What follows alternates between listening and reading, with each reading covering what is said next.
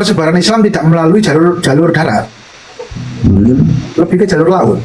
Karena coba orang-orang Persia, orang-orang India, orang-orang Hijaz, apakah harus lewat jalur darat?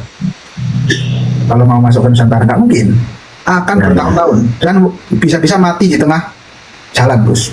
Karena jalur sutra itu banyak perompak ya. Ya betul. Jadi ada ulasannya, Bu. Nanti kita Silk Road, jalur sutra, maka Nusantara ini punya spice road ya, jalur rempah. Jalur rempah yang itu dibangun oleh Samudra Pasai. Oke. Dan Malik Ibrahim sebagai penjaga jalur sutra waktu itu. Itu periode Islam. Periode Islam sudah. Islam artinya di Firaun itu mengawetkan mumi-muminya itu, bahan rempahnya itu balsamnya dari kita, dari Nusantara. Ya, paling baik ya kayu kafur, namanya kan kafur ya. Kafur barus. Terdapat di Sumatera bagian utara ya. Bukan Sumatera Utara ya, tapi Sumatera bagian utara. Ya. Jangan terjebak dengan teritorial provinsi sekarang ya. Ya. Jadi kalau belajar sejarah Gus harus juga belajar geografi. Harus itu. Karena geografi zaman dulu sama dengan sekarang beda. Wilayah-wilayah dulu kan nyatu ya. Sumatera mungkin hanya disebut gitu aja, tapi wilayahnya sampai berapa? Bahkan Jawa itu sampai Malaysia itu tersebut Jawa dulu ya. Tahun-tahun Nusantara ya. Nusantara itu Jawa, Bani Jawi. Bahkan benuanya Galen ya, benua besarnya itu. Oh, itu sebelum peradaban manusia itu. Iya. Nah, kemudian secara tulisan saya juga pelajari kan, tulisan Indonesia yang tua ini kan Palawa ya, bahasa Palawa. Ya, aksara, bukan bahasa, aksara. Sorry. Aksara itu juga pengembangan daripada India Selatan. Karena ada kemiripan tuh. Pengaruh dari India kalau aksara ya. Aksara bahasa itu pengaruh dari India. India pengaruh dari Persia. Bahasa Persia kuno itu ya bahasa Sanskerta. Tapi kalau kita runut lagi ke atasnya, Persia sendiri atasnya dan Aramaik. Aramaik itu kan bahasa Hindu, Gus. Ya, pasti itu. Bahasa Hindu. Aramaik, Suryani. Itu kan bahasa Hindu ya. Sebelum terpecah-pecah jadi beberapa gitu ya. Kalau ke barat nanti Allah bukan? Itu bahasa langit itu, Gus. Nah, jadi saya tuh sekarang pelajari enkripsi epitaf, kemudian aksara ya, dan juga manuskrip kan meski tadi bisa menjadi referensi sekunder, karena kalau kita bisa lihat enkripsi epitaf pun sebenarnya kan manuskrip berbentuk fisik kan, batu gitu. Jadi manuskrip yang ditulis oleh orang juga itu kalau tidak bertentangan dengan enkripsi arkeolog fisik maka bisa kita benarkan. Kira-kira begitu ya, Mas? Ya. Jadi urutan kita meneliti itu dari peninggalan dulu, Gus. Dari apa yang sangat sezaman waktu itu ya dengan seseorang yang kita teliti itu. Apa yang dia tinggalkan ya otomatis ya peninggalan yang berupa material atau fisik, yaitu batu ya yang tertancap di sebagai nisan itu. Lalu apa misalnya masjid, kalau masjid tidak dirubah ya bisa diteliti juga, atau gapura ya bisa juga diteliti. Lalu nanti mencarikan ceritanya di naskah-naskah yang sezaman. Kalau tidak ada cerita di naskah sezaman ya terpaksa mencari cerita di naskah-naskah sekunder atau manuskrip yang ditulis tidak sezaman. Tetapi syaratnya naskah itu tidak boleh bertentangan dengan bukti-bukti fisik yang sudah diteliti itu. Misal nih Sunan Ampel berasal dari Cempa, Vietnam, dan bapaknya lahir di Samarkand. Ternyata kita teliti bahwa Cempa Vietnam itu bukti fisiknya tidak mendukung sama sekali keberadaan Islam. Ternyata Cempa yang dimaksud sebagai asal muasal Sunan Ampel dan Putri Cempa itu adalah Cempa di Aceh, yaitu Kabupaten Biren. Cempa waktu itu sebagai bandar besar dan ibu kotanya namanya Biren. Jadi kebalik, Gus. Ibu kotanya kecil Biren, wilayahnya Cempa, gitu loh. Masya Allah. Nah, ini ada Kang Rizal, tidak terap nih saudara saya. Assalamualaikum Kang Rizal. Nah ya itu. Sehat. Bagus. Alhamdulillah. Yang satu Gus yakin yang satunya tuh bagus ya. Sebenarnya saya kurang nyaman dipanggil Gus itu karena Gus itu khas Jawa. Banten ini kan punya khas entus ya. Itu bagus dipanggil entus. Ya sama-sama tuh bagus, akhirnya kan Gus juga. Iya, tapi Oke aja pengen. Masa? Wah, kami itu budayanya entus bukan Gus. Oh, seperti Ki Entus itu ya. Ya, jadi entus begitu. Jadi lebih familiar di telinga saya di gitu. Dari tadi nyimak enak. Ya, Kang Rizal. Siap. Keluarga Benda, keluarga Cirebon umumnya, Benda khususnya, sudah mulaikah masuk kepada penelitian enkripsi dan epitap? Karena begini ya, kita ini kan sangat terombang-ambing dengan simpang siurnya manuskrip. Dan semua manuskrip itu kan tadi tidak semuanya betul, ada yang palsu. Mungkin kebanyakan yang palsu bahkan. Karena kalau kita runut secara benang merahnya, peradaban teknologi Nusantara kita ini adalah peradaban pahat, bukan tulis kertas. Kertas itu kan masuk dari Cina dan Eropa. Betul Mas Yakin? Betul. Peradaban tulis menulis di kertas itu dipengaruhi oleh Cina sebenarnya ya. Cuma Cina itu tidak mengajarkan Gus, tidak mengajarkan, ya, tidak menyebarkan. Cina itu lebih ke ditulis sendiri saja. Kita masih memakai lontar waktu itu ya, peradaban Jawa terutama pakai lontar. Kalau itu sudah ada karena sudah dibawa dari Timur Tengah ya. Timur Tengah ada yang memakai kertas atau kulit. Nah, baru peradaban kertas itu masuk secara masif era VOC. Ya, kertas Eropa ya. Nah, kertas Eropa itu. Nah, minta ya gimana? Gus Yakin ini salah satu guru arkeolog saya. Masya Allah. Ada guru itu. Tapi sebelumnya saya minta maaf ya kalau saya lebih ganteng dari panjenengan semua, minta maaf. Kodrat sudah. Saya off cam bukan karena saya kalah ganteng sama panjenengan, saya cuma kalah istri doang. Takutnya wajah saya ini mengintimidasi begitu. Oh enggak. Aman. Jadi gimana, Kang Rizal? Ya. Memang saya juga ada sekitar 3 bulanan Gus Yakin ya kemarin tuh pas saya mempelajari peninggalan dari Kanjeng Syarif itu, dari mulai peninggalan berupa arkeologi seperti misalkan ada peti di situ, ada pedang, ada kayak naskah-naskah yang berbasis pahat gitu ya, berbasis pahat, termasuk sampai nanti masuk ke ke nisan. Nah ini jadi petunjuk mengkonfirmasi dari kesimpang siuran manuskrip yang semua kita miliki. Ini nanti arkeolog ini menentukan alur itu.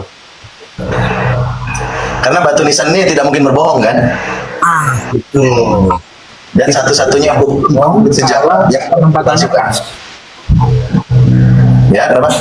tidak mungkin berbohong kalau penempatannya benar ya. Oh gitu kan? Ya, kalau penempatannya tidak benar, misalnya salah semat, ya berarti bukan berbohong, tapi kita yang salah identifikasi dari awal. Itu banyak terjadi juga. Oh. Ya, artinya inskripsinya sendiri tidak ada kepalsuan gitu. La raiba fihi. Enggak ada. Kalau itu terbukti, inskripsi itu tidak selalu mendukung ya. Inskripsi yang di batu nisan ya, yang nisan yang tertancap ya, bukan nisan yang disenderkan, itu beda lagi nanti. Oke. Terus Kang Rizal, ini kan yang cukup brainstorm dan mind blowing. Saya Banten ya. Konsentrasi kajian kita kan ke Sultan Maulana Hasanuddin. Berabad-abad orang tua kita baik dalam tawasul, tulisan, manuskrip dan sebagainya, ala annahu huwa bin Syarif Hidayatullah. Dan di Banten itu Sultan Hasanuddin, Sultan Maulana Yusuf, anaknya, cucunya Sultan Maulana Muhammad Nasiruddin, dan buyutnya Sultan Abdul Mafakhir itu sama semua nisannya itu. Coraknya, bentuknya menunjukkan mereka anak, bapak, kakek, buyut begitu. Betul. Tapi kenapa Sunan Jati Maulana Hasanuddin itu sejen? Jauh sekali. Sultan Maulana Hasanuddin dengan Sunan Gunung Jati Kanjeng Sinuwun. Syekh Syarif Hidayatullah. Syekh Syarif Hidayatullah apa Gunung Jati? Ya, Syarif Hidayatullah lah yang masyhur kan? Syarif Hidayatullah. Ya. Nah ini yang harus kami temukan jawabannya itu tuh, Mas. Ya, kenapa itu Mas Yakin kira-kira? Coba Mas Yakin. Gus Yakin Ada tokoh yang sengaja mau dihilangkan, yaitu Fatahillah. Situ. Fathahillah sebagai pembebas dari Sunda Kelapa menjadi Jayakarta itu kan atas perjuangan dari Fathahillah. Ya, itu bagus Pasai. Bagus Pasai. Jadi orang yang sangat berani, pemuda sangat berani waktu itu kalau nggak salah masih umur 30 tahunan. Itu mengusir Portugis, ya, yang mana Portugis itu sudah menguasai Malaka, sudah menguasai sebagian Samudra Pasai, awan. Makanya Fathahillah ini dengan beberapa pasukannya ya, itu mengusir Portugis dari Sunda Kelapa. Nah, ini yang tidak disukai oleh kalangan orientalis, kalangan kolonial, ya, bahwa kalau sejarah dari Fathahillah ini dibuka ya, maka perlawanan-perlawanan itu akan terus muncul. Misalnya di Banten itu kan perlawanan terhadap Belanda, ya sampai Bantennya habis kan, Belanda ajar Banten seperti apa. Nah, karena sejarah dari Fathahillah ini yang sangat cukup epik gitu loh, cukup epik. Maka harus jalannya harus dibelokkan terkait siapa asal muasal dari beliau, siapa ayah beliau, siapa kakek beliau itu harus disembunyikan. Tapi Belanda juga lupa bahwa catatan Portugis mencatat dengan jelas bahwa Sudu Baros tahun 1540-an, 46 kalau nggak salah itu, bahwa Malatehan itu sebagai Raja Sunda mempunyai putra sebagai putranya itu sebagai pemimpin di Banten. Allahu Akbar. Itu bisa dicek aja itu sampai sekarang ya. kitabnya itu kitab itu saja. Jadi jelas ya Kang Gus ya. Iya, jadi kita nggak usah pakai dalil lain lah, itu menyebutkan sezaman, semuanya masih hidup ya, 1546 itu keduanya masih hidup, Fathahillah masih hidup, Sultan Hasanuddin baru masih muda, penguasa Banten waktu itu. Nah itu ketika menguasai Sunda Kelapa, disitulah Sultan Hasanuddin kemungkinan dilahirkan. Bahkan saya baca di Tambo Minangkabau, data sejarah Minang tuh, sebut Sultan Hasanuddin itu dibaiat oleh 8 raja-raja Sumatera sebagai Raja Nusantara ya, sebagai Khalifatul Mukminin fi Janub Syarq. Jadi di Asia Tenggara di Nusantara inilah. Ada itu di Tambo Minangkabau itu. Iya, Di Tambo Minangkabau. Tambo Minangkabau. Jadi saya pernah baca ya. Maksud saya Banten ini kan muda lah ya secara usia. Peradaban Islamnya itu muda. Dia setelah umat. Dan kata saya, kenapa Hasanuddin bisa sebesar itu tokohnya, padahal dia bukan dari titik sentris gitu. Sentral Islam Aceh. Karena endorsement dari kekuasaan yang besar. Iya, itu yang buat saya mind blowing gitu.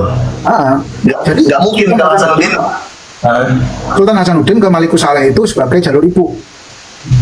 Oke. Kalau Wali Songo jalur laki-laki yang ada di Jawa Timur. Oke. Yang dari asal dari Timur Tengah yang kita lacak sampai saat ini ya, mungkin ada perubahan. Itu hanya 2 orang, 3 orang. Oh ya. Yang dari Timur Tengah. Yang lainnya asli. Yang lainnya asli sudah. Ya ini gini Mas Gus, saya ini sudah membicarakan ini dengan tokoh-tokoh vital di Banten ya. Bang Tus Pelitur Zafarudin juga tahu. Bahkan paman kami yang punya pondok besar itu, dan juga Syekh Rohimuddin Ketua KUN Kerukunan Ulama Nusantara, itu siap untuk mengadakan seminar besar-besaran terkait ini. Artinya ini harus dilakukan pemutihan sejarah agar kepalsuan ini tidak kita wariskan ke anak cucu. Ya betul. Nanti kalau untuk mengadakan seminar yang diundang pertama kali tetap Pak Haji Syariat ya, peneliti utama beliau, Kang Tus sampai Kang Peletuk ya, kan tahu kan beliau kan, tinggal undang saja kan. Saya kemarin ya juga untuk wilayah Gresik dan sekitarnya atau Jawa Timur dan sekitarnya saya yang begini ini untuk penelitian ini. Dan untuk menyebarkan ke teman-teman yang di wilayah Gresik Surabaya. Sama. Jadi sifatnya itu terah-terah raja ini langsung turun gunung. Bukan pendakwah yang nggak tahu dari mana asalnya tanpa backingan penguasa itu tiba-tiba berdakwah di Jawa habis tuh. Di Sate kalau gitu. Betul. Mau aja habis kan sama. Iya karena mau berbuat yang tanpa izin ya. Jadi ingin menguasai, ingin mengislamkan agama-agama yang sudah ada itu susah. Nggak bisa, itu Berat. prosesnya puluhan tahun, bukan ratusan tahun. Tapi menurut Gus yakin nih, data tentang Wali Songo secara inskripsi sudah utuh nggak dikaji secara komprehensif? Inskripsi itu di Jawa ya, hanya ada di dua tempat, yaitu di Gresik sama di Banten. Selain itu, tipikalnya Hanya dua ornamen. tempat. Ya, tipikalnya hanya ornamen. Ornamen bagi Jawa itu adalah inskripsi. Oke. Bagi kebudayaan Jawa kuno itu adalah inskripsi. Nah, Simbol ya.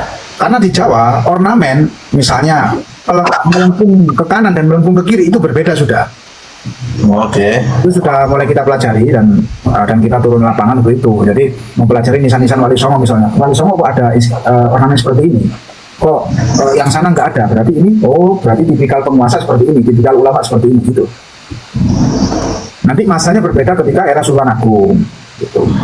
Jadi ada perbedaan, ada upgrade itu setiap masa peralihan dinasti atau peralihan kepemimpinan baru ya. Itu berbeda juga.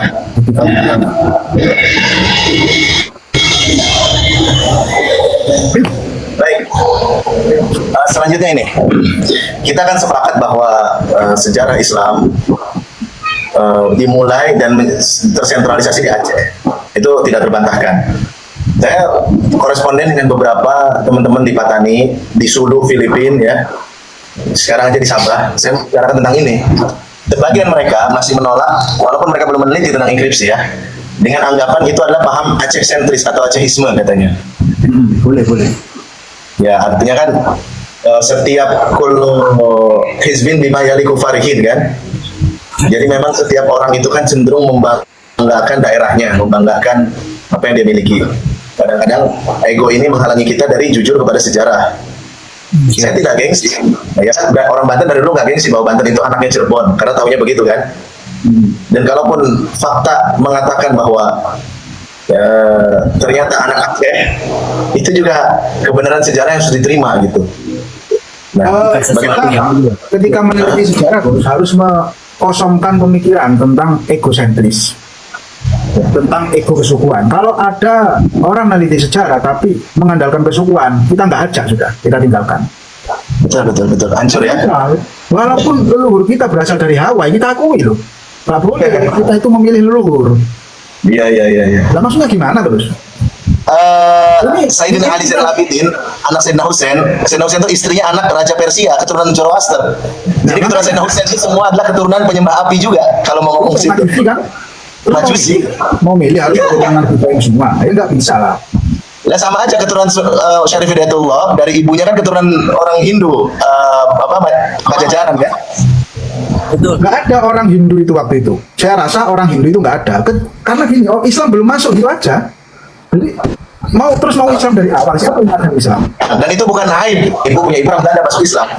Jadi orang agama apapun nggak ada yang salah waktu itu. Siapa yang ada di Ya Islam. ya, nggak ada hukum yang orang ini masuk neraka gara-gara. Ya betul. Kullukum min Adam ya. Iya nggak bisa. Kita ngomong. Artinya mungkin selain Rasulullah SAW. Kecuali orang ini yang memberontak Ya, betul. itu berbeda ya, berbeda kasus. Tapi kalau Ya. orang yang masih murni agama lokal apapun, ketika leluhurnya ini masih agama nggak bisa disalahkan, malah lebih bagus karena leluhur kita bisa mengislamkan orang-orang Nusantara. Wah itu lebih Ya dulu itu saya ini ya minder dan rasa aib juga, karena yang saya banggakan kan kalau dari ayah saya, neneknya itu Syarifah Mesir tuh, Syarifah Hasani. Itu saja yang saya angkat. Fakta bahwa saya ada darah Belanda juga, saya nggak suka tuh dibicarakan. Tapi ya ketika tes DNA terbaca ada 2% darah Eropa. Dan itu kita harus dan saya bangga karena buyut saya bersyahadat loh, mengkhianati, artinya melawan kaumnya sendiri demi tauhid. Nah itu banyak loh terjadi seperti itu, orang-orang Belanda yang masuk Islam itu banyak, kita aja yang nggak tahu kan. Iya. Yang mendukung kemerdekaan Indonesia juga banyak, orang Jepang yang mendukung kemerdekaan juga banyak. Ya. Jadi kita itu tidak melihat satu kesatuan suku kesukuan ya, tapi kita itu melihat apa andil orang itu. Gitu. Nah, kalau jadi gini, kita harus siap konsekuensi yang paling buruk ya, sampai paling buruk pun. Walaupun Wali Songo tidak sebagai durian Nabi, jalur laki-laki kayak Sayyidina Ali, nggak ada masalah. Apa Mereka masalah? tetap mulia dengan kewaliannya, keilmuan dakwah Islamnya. Ya memang Imam Syafi'i itu durian Nabi. Toh kita memakai madhabnya sampai saat ini kan. Aneh ini pengajaran di sebagai durian Nabi Imam itu kan Bukhari muncul bukan, dalam ini tahun bukan, berapa? Ibnu Majah bukan. Ya. Makanya kita lawan itu harus durian Nabi itu kita lawan benar. Walaupun durian Nabi nggak usah dipakai. Walaupun tes DLJ, FGC 10.500 itu nggak usah kita pakai. Buat apa? Wong leluhur kita itu menyembunyikan nasab kok malah dibuka lagi. Gimana sih? Ya, tapi kalau kita baca dari buku Ibn Arabi, Al-Isfar fi Thalathatil Asfar, Mas yakin? Gus yakin? Ada satu catatan yang beliau itu katakan begini, semakin dekat ke akhir zaman, semakin dekat ke masa akhir, dunia ini kan akan hancur nih. Ya. Maka kebenaran-kebenaran itu akan semakin terbuka dan alam dunia akan semakin dekat kepada alam akhirat, sehingga fenomena yang terjadi pun fenomena ukhrawi. Contoh, minta maaf, di akhir zaman pohon-pohon bisa ngomong kan, ngasih tahu kaum muslimin. Seperti di akhirat kan, seperti itu. Jadi ya sunatullah, alat sekarang bisa berbicara dan sebagainya. Jadi sunatullah bahwa semua ini akan terbongkar, terbuka, dan juga kebenaran akan yang menang. Saya yakin itu saja. Jadi saya juga siap kalaupun keluarga besar saya menentang tentang kajian ini, selama itu adalah kebenaran yang absolut ya, bukan kebenaran yang versi orang banyak ataupun kebenaran yang sifatnya kompromistis, maka bismillah gitu. Ya, kebenaran kan mencari jalannya sendiri, Bos. Ya. Sebenarnya kita itu apa ya? Jalur yang paling lemah. Dikatakan jalur yang paling lemah karena sudah dipendam oleh Belanda kan. Dan jalur ini tidak mempunyai catatan yang jelas. Tetapi akan mencari jalan kebenaran sendiri dari penelitian-penelitian yang disebut arkeologi, Indo-Islamic arkeologi itu, bahwa nisan-nisan itu ternyata lupa ditutup, ya, lupa dihancurkan. Ya, jadi Belanda itu Ini ya, kalau itu hancur ya kita betul-betul kehilangan identitas itu. sudah hilang, sudah hilang. Nah, Belanda itu dalam catatan sejarah itu di bukunya Kejayaan Mataram, bahwa tahun 1700-an di makam Sunan Ampel, Masjid Ampel, itu Belanda menginstruksikan anak buahnya, pasukannya, jangan mendekati makam Sunan Ampel itu. Jangan tahu sampai masuk ke makam yang dinamakan makam Sunan Ampel itu. Takut dirusak, terus. Oh, Karena orang Belanda sendiri tahu bahwa pemahaman orang Islam, orang Jawa Islam, bahwa ketika kamu menginjak makam keramat, kamu berarti melawan semua orang yang ada di situ. Apalagi sampai merusak. artinya itu yang menjaga warisan inskripsi kita selamat ya. Selamat sampai sekarang, selamat. Jadi Ya karena orang Nusantara ini begitu memuliakan leluhurnya sehingga makom keramatnya pun nggak boleh diusik gitu. Mbak Berdusik, mendingan kamu melawan saya, ya. Kamu bawa semua manuskrip, tapi makam leluhurku jangan. Masya Allah. Masya Allah. Belanda tahu betul. Jadi kompromi Belanda itu, oke lah, kita membuat saja manuskrip atau catatan-catatan sejarah yang menurut versi kita, versi Belanda. Tapi orang leluhur-leluhur mereka jangan diganggu, karena itu memang budaya tradisi mereka sejak awal. Dan di Jawa, hanya di Jawa saja yang menghormati makam-makam leluhur. Di luar itu nggak ada. Karena itu memang leluhur budaya bangsa Jawa dari awal. Oke. Nah, selanjutnya Mas Yakin, adakah inskripsi kajian tentang Qantura? Sayyidah Qantura, istri Ibrahim yang ketiga nih. Nah itu kan dihitung kalau itu kan. Kalau itu kan nggak ada inskripsi, tapi lebih ke manuskrip yang eksternal kan. Itu kan kajiannya Prof. Menah Mali kali itu. Filolog ya. Ya kan di tafsir Quran Syekh Nawawi Banten menyebut, di Bible juga disebut. Jadi kalau kita ikutin pemahaman itu, kan katanya itu ada seorang putri raja di Palestina, Kanaan. Setelah diteliti tidak ada nama putri raja di Kanaan, tapi di Kamboja ada kampung Qantura. Dan itu Subut, anak raja, putri Qantura itu. Nah, dari situ kan Ibrahim punya 6 orang anak tuh. Ya. Jadi kesimpulan saya sementara gini Mas, bahwa secara genealogi raja-raja Nusantara ini, Sriwijaya, Pajajaran, Majapahit, Lamuri dan sebagainya, yang bukan jalur Ismail ya, peradaban Arab yang datang ke sini, itu masih tersambung kepada Sayyidina Ibrahim alaihissalam. Makanya tipologi agama Nusantara yang orisinil seperti Matrayaman, apa Matrayaman ya nama agamanya? Tantrayana. Ya, Matrayana itu khasnya adalah monoteis, Mas. Hindu yang ada di Bali beda dengan Hindu yang di India, betul nggak? Oh Di ya. India ada nyepi, ada nyepi. Jadi sinkritisme kan, bahwa pemahaman politeis itu banyak Tuhan itu diadopsi dari Hindu Buddha yang datang dari Cina dan juga India. Tapi asli ajaran Nusantara, agama-agama itu tidak pernah mengajarkan politeis, semua monoteis. Bahkan Baduy Sunda Wiwitan itu tetap Tuhannya itu Sang Hyang Widi, si Maha Tunggal. Cuma bahwa yang lain itu adalah malaikat begitu dalam pemahaman mereka. Artinya tauhid itu terjaga, monoteisnya.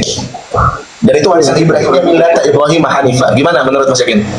Ya, kalau dikatakan oleh Nabi bahwa Nabi itu ada 124.000, masa di Banten nggak ada satupun? Itu hal yang tidak mungkin. Jadi, kemungkinan Nabi yang selain 25 itu menyebar di seluruh dunia. Ya, wa minhum lam naqsushum, kata Allah itu di Quran, sebagian mereka tidak kami ceritakan, sebagian kecil saja yang diceritakan. Ya, saya yakin setiap suku waktu itu ya, sebelum era Rasulullah itu, pastinya setiap suku itu memiliki Nabi. Ya, nah, itu dalam suku yang besar atau yang kecil, itu pasti memiliki yang dinamakan dalam kurung Nabi itu. Kalau kita hitung dari era Nabi Adam sampai Rasulullah itu kira-kira berapa ribu tahun? Kalau misalnya dibagi suku yang pernah ada, itu nggak habis 120.000 itu, 124.000. Kalau sekarang aja suku baru banyak. Kalau dulu, apakah sebanyak sekarang? Kan enggak. Ya kan, tapi kan begini, satu suku kan bisa berapa nabi? Kayak Bani Israel aja nabinya berapa banyak itu? Nah itu makanya satu suku, anggap aja satu suku satu nabi lah. Di Nusantara kira-kira ada berapa suku waktu itu? Ya pastinya lah ada seorang nabi yang diutus gitu loh, yang ke Nusantara. Makanya di bahasa ya, kita nih Indonesia ini ada 700-an kan bahasa. Itu masih jauh sekali, belum 1000 itu. Padahal Indonesia ini paling banyak sukunya. Nah makanya itu termasuk Papua Nugini juga banyak suku. Nah itu makanya nggak heran kalau ada ajaran monoteisme di Jawa, di Sumatera, di Kalimantan, ya nggak heran. Pasti dalam keyakinan kita kalau mempercayai para nabi ya harusnya itu berasal dari para nabi. Iya, seperti ngarung laut, ngeruat laut, ngarung laut itu kan makanan dikelautin. Itu kan ada kisah Nabi Sulaiman yang pengen bantu Allah ngasih makanan ke ikan tuh kan. Bisa jadi fenomena itu ditangkap di zaman Nabi Sulaiman dan diwariskan, tapi mengalami distorsi begitu. Bisa jadi. Wong Untuk ya banyak kan sampai Cina kan orang dengar juga, sampai sini juga dengar. Ya betul. Kang Rijal, Siap. Fremen Cirebon. Alhamdulillah Menerima nggak kajian skripsi ini? Menerima orang kajian skripsi mungkin dan gitu? Loh, menarik. Wong, saya terlibat. Nggak keluarga besar umumnya. Wah, aman loh di sini tuh. Terus turunannya support penting tepung Nabi Adam. Itu yang paling cocok itu. Jadi kalau kita apa ya untuk dalam menerima data baru kita harus kosongkan dulu data-data kita yang sebelumnya, karena kalau kita masih bersikukuh di data-data yang awal ya tanpa adanya kita mengkaji sendiri kan kita hanya menerima saja nih. Nggak tahu asal usulnya ya, yang penting dari mbah saya seperti itu kan gitu rata-rata kan ya nggak akan selesai itu kalau kita hanya bersikukuh dengan apa yang kita dapatkan sebelumnya kan. Nah, mereka kalau misalnya kita kosongkan, ya kita ikuti penelitian yang sudah ada ini, itu pasti akal kita akan nangkep, Bos. Pasti mudah akan nangkep. Logika kita akan mudah mencerna. Sama ketika saya masih bersikukuh terhadap nasab-nasab yang sebelumnya, loh kok bisa, kok lain? Nah, harusnya gitu, kan gitu. Melawan pasti. Ya betul. Menghalangi kita menjadi pintar. Namanya hal itu kan ilmu yang nyata ya, yang tidak cukup hanya ya sudah diyakini saja, tidak begitu. Misalkan katakan nasab itu kan bagian kecil saja dari ilmu sejarah. Sejarah ini bisa kita temukan yaitu tadi melalui pendekatan kebiasaan, kemudian pendekatan peninggalan itu khas lah, kalau ini khas ya, misalkan Banten dengan khasnya misalkan kan begitu.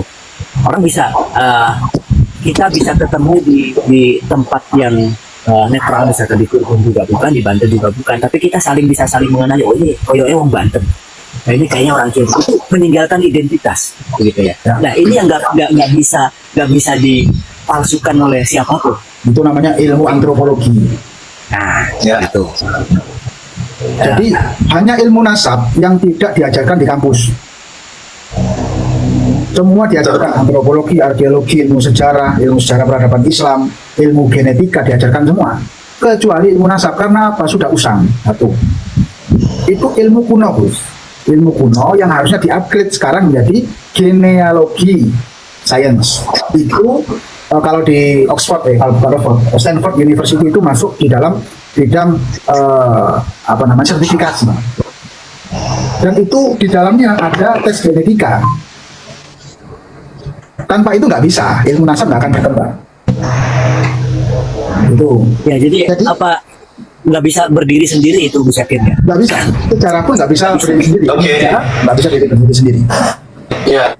Nah, jadi ilmu sebenarnya kan hakikatnya ilmu Allah juga, bahwa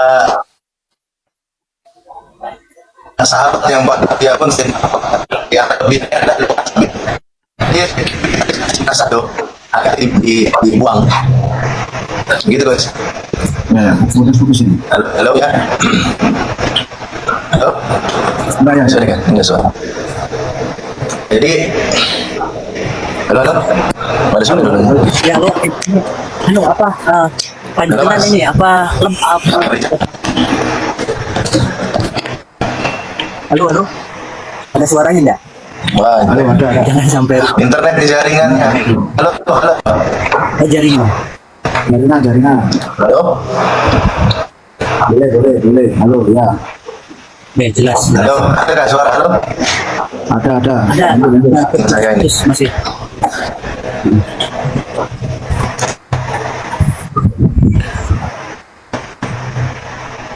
Lanjut. Halo, sudah ada kah? Aja lanjut. Suara sudah jelas. Lanjut. Halo. Nah, ya bagus ini. Nih. Ada suaranya. Ada. Ada aman. Ya, internet itu. Iya, jadi Abu Bakar itu, Sayyidina Abu Bakar, sahabat paling mulia Nabi, kelebihannya adalah ilmu nasab. Bahkan Rasulullah itu suka nanya tentang nasab seseorang kepada Sayyidina Abu Bakar. Artinya, alih-alih dibuang ilmu nasab ini yang sudah usang itu, kita revitalisasi. Ya, kita upgrade. Ya. Ya, tepatnya begitulah, bukan dibuang, bukan perlu data pendukung. Kalau dulu Gus ya, mungkin penyusun ilmu nasab itu hanya dari catatan ya. Tunggal ya, catatan atau riwayat atau cerita kan gitu. Sekarang penyusun ilmu nasab itu harus di-upgrade ya, harus disusun dari segala aspek. Misalnya satu, ilmu nasab itu sendiri atau catatan, lalu sejarah, lalu antropologi, arkeologi, ya, dan genetika. Ada 5 penyusunnya. Artinya dia menjadi syumuliyah atau komprehensif ya. Iya, nggak boleh. Makanya dikatakan usang karena berdiri sendiri. Ya. Sementara Aljabar ketika berdiri sendiri ya nggak ada fungsinya, Gus. betul. Tapi kalau dikombinasikan melalui aljabar sosial, terus integral, terus ilmu fisika, kimia, ya jadi manfaat, jadi mobil, jadi listrik, jadi HP kan gitu. Satu hal ketika kita membicarakan ini, ya kita harus terima, harus mau mendengarkan suara yang begitu keras, dan kita harus siap juga berbicara lebih keras lagi gitu. Karena memang ini faktanya begitu, Gus. Jadi banyak kalau kita baca ini ya, ilmu nasab saja ya. Ada hal yang memang harus kita kritisi, terutama di kita ya, di Jawa ini. Kalau kita memahami ini anaknya ini melalui catatan toh gitu. Ini kita akan berdebat dengan nalar kita sendiri itu. Kita ambil sampel satu. Jangan tahu Syekh Hidayatullah dari mana? Siapa? Syekh Syarif Hidayatullah. Ya, Dan Mesir itu. Mesir ya. Nah, kalau kita mau kenceng-kenceng, ya tanpa tanda ngaling-ngaling gitu ya.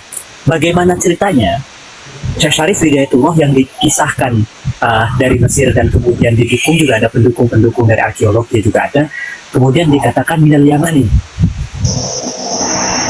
Logiknya di mana?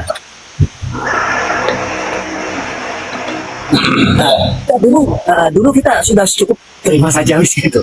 Padahal kalau kita komparasikan dengan antropologi, arkeologi, kemudian filologi, baru nanti di dalamnya itu sebagian kecil daripada filologi atau ilmu sejarah ya, tarikh itu kan bagian kecilnya itu ilmu nasab.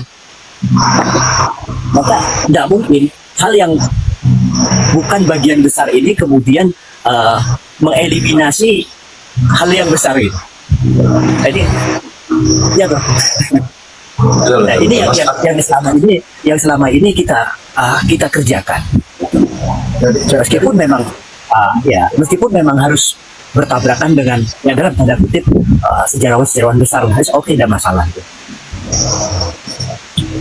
Ya, kita harus siap untuk menerima kritik keras, dan juga kita harus tidak boleh andeng-aling-aling berbicara yang sama gitu. Ya maksudnya kita mau cari jalan yang mana nih, ngomong oh ini begitu, tetap saja sehalus apapun alur yang kita berikan, ini tetap akan menyakiti perasaan orang yang tidak menyukai. Misal begini, saya kan sudah sejak lama itu mengatakan bahwa Aulia Ibtisah satu pun tidak ada yang dari Ba'alawi. Ini kan menyakiti, Gus. Ya kan? Tetapi secara fakta sejarah ya memang demikian. Betul. Ya, artinya kebenaran yang pasti menang lah. Idza ja'al haq wa zahaqal batil. Innal batila kana zahuqa. Cuma yang tidak saya sukai adalah ketergesa-gesaan saja. Apapun man ista'jala qabla awani uqiba bil hirmani kan. Ya, kalau tergesa-gesa dalam apapun mengisbat atau mengibtal, ya pasti akan penyesalan ujung-ujungnya gitu. Kecuali Kang Rizal kawin maning itu dipercepat boleh tuh. Ya siap, disediakan saja Gus. Kalau ini calonnya sedia, cuma keberanian yang seperti yang belum sedia itu. Apa?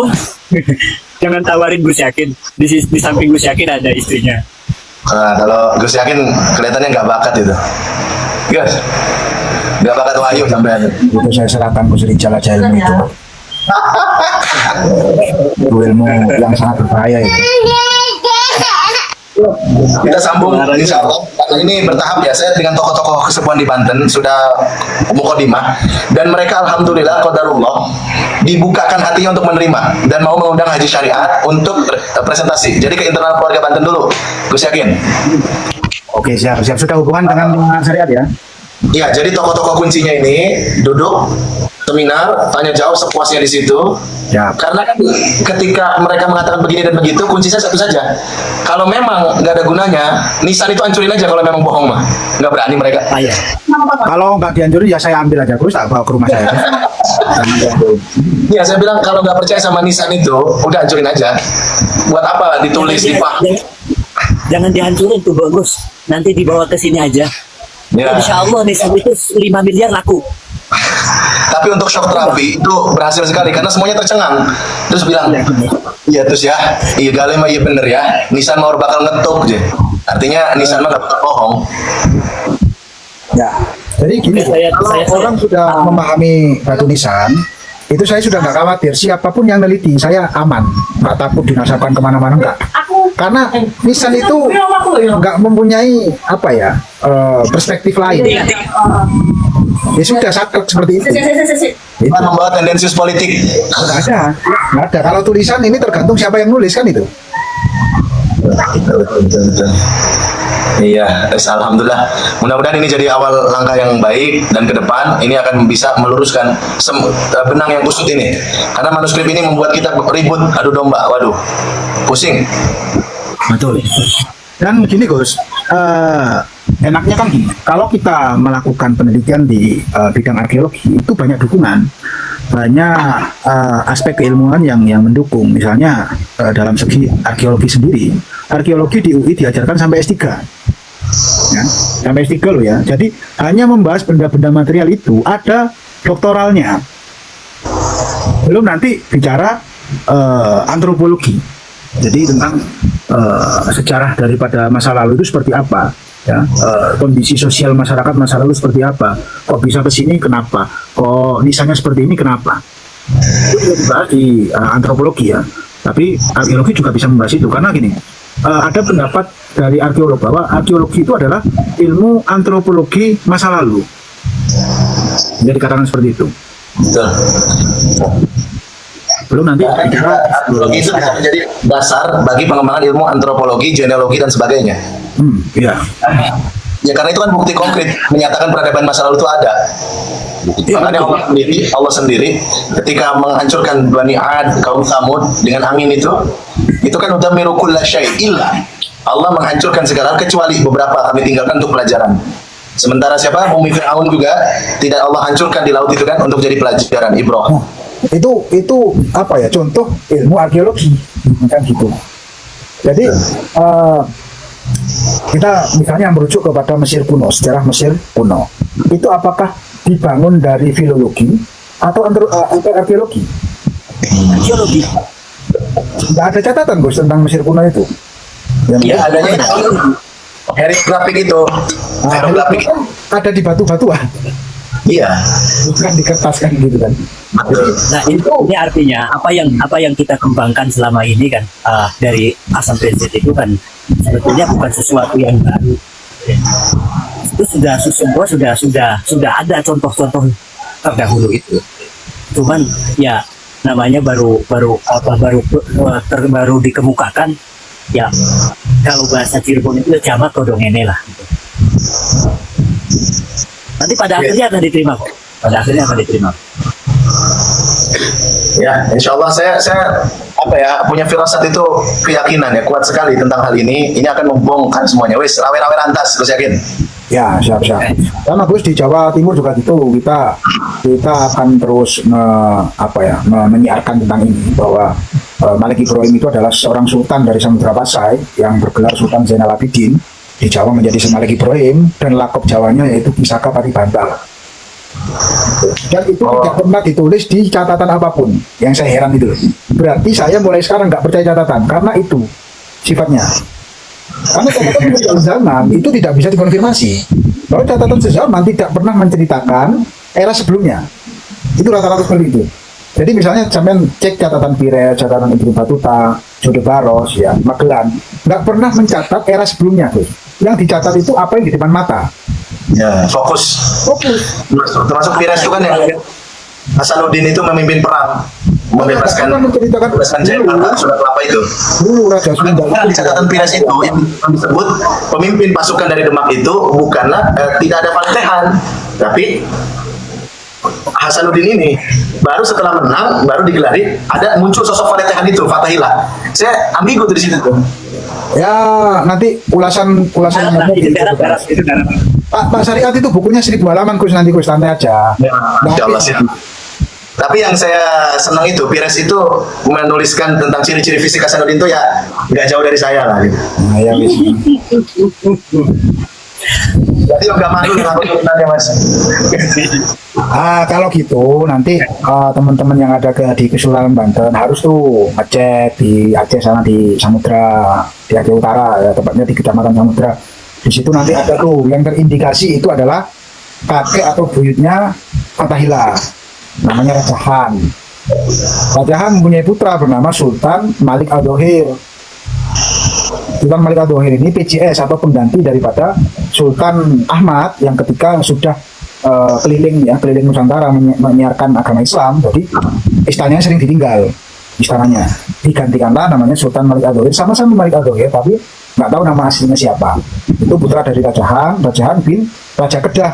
Kedah yang dimaksud ini bukan Malaysia tapi di Aceh sendiri, itu ada wilayah nama Kedah.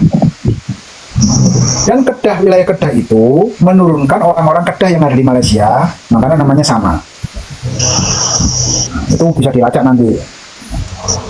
Luar biasa, Masya Allah ya Aceh ini. Ya saya kalau ada hubungan baik dengan tokoh-tokoh Aceh dan kita nggak perlu nikahin perempuan Aceh ya. Ya sekali-sekali perlu lah. Enggak. Soalnya ada itu yang bukan di Vietnam Gus, di Aceh sana di Biren, cantik-cantik katanya itu. Iya, iya, ada yang kakeknya orang Aceh. Iya, nanti ada saya itu follower TikTok saya orang Aceh, tak kenalin nanti. Nggak usah, saya udah ada. Dia ibunya itu punya bapak orang Aceh gitu tuh. Aja ngebobita terus sih, wis. Sudah siap sudah bilang. Ya untuk memperlancar. Kita sudah sering bahas Aceh ya, teman-teman Aceh itu banyak yang follow saya. Tulisannya TGK kan Tengku kan TGK gitu kan, Tengku siapa itu banyak ya, saya seneng. Jadi gini, teman-teman Aceh itu banyak kecewa dengan Jawa karena yaitu tadi trauma mereka itu dari era Kenil ya, yang ketika menyerang Aceh itu ternyata kebanyakan orang Jawa itu sampai sekarang itu memori mereka itu sampai sekarang terekam gitu loh, bahwa Ya memori kolektif ya. iya, Ditambah politik Bung Karno sama Daud Bereh dulu ya. itu harus kita kembalikan lagi lah, bahwa leluhur bangsa Jawa itu sebagian besar juga dari Aceh, Wali Songo sebagian besar dari Aceh.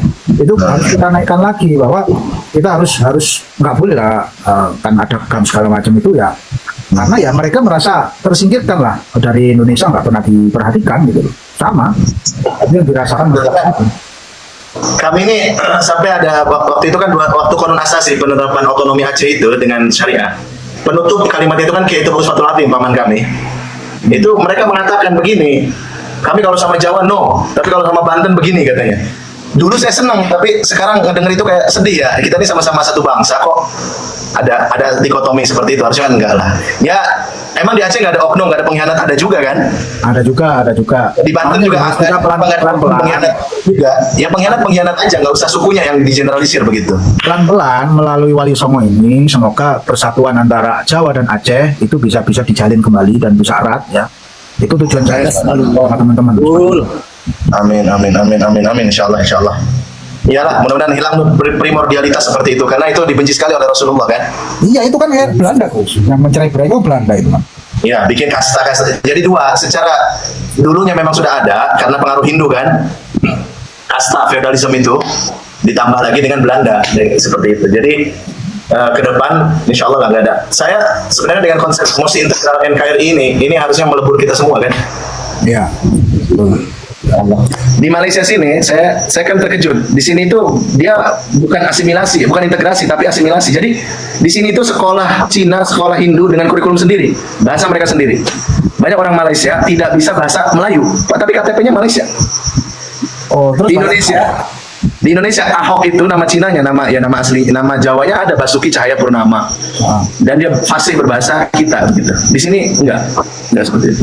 Oh, jadi sesuai dari asal usul masing-masing ya. Ya, bahkan di KTP-nya itu ada tuh mereka suku apa. Oh, dari Pakistani, oh suku ini dari Cina, India, Tamil.